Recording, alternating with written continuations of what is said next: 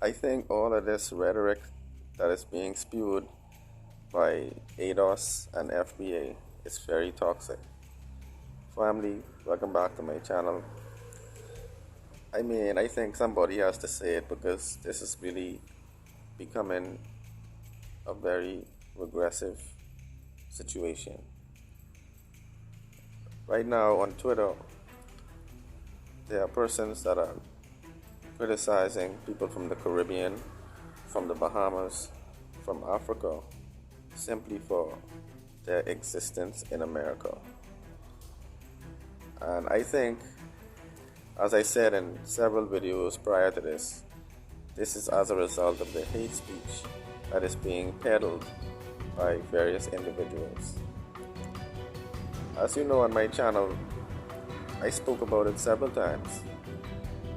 Okay, I spoke about the fact that after ADOS and FBA began their campaigning, there has been a marked increase in vitriol in the black community.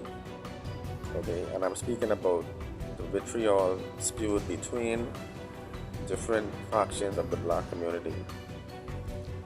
And most recently, we've seen that even in the FBA arena, there is dissent, there is discord. Tariq Nasheed recently came under fire from a faction of the FBA movement, and basically these persons were alleging that Tariq Nasheed was not supporting them, and the new black media was not actually embracing them and actually giving them any promotion.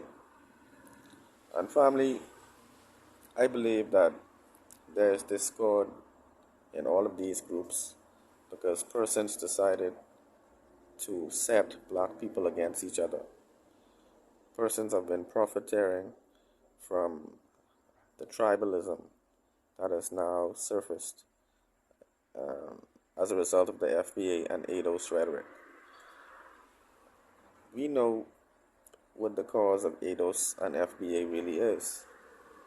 I don't believe any self-respecting person would oppose black Americans receiving justice for slavery. Each community of black people that descended from slavery deserve justice.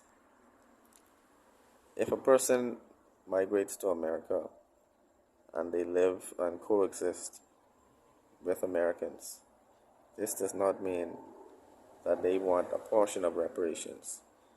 This does not mean that they are calling black Americans a cattle, as Tariq Nasheed says so often on his channel. I believe all of this has been contrived so that black people in America and around the world would be fractured and dissolve into disunity. I believe that this has been engineered simply for that purpose. And this would also mean that those that are orchestrating it and participating in it are actually complicit and a part of this overall design.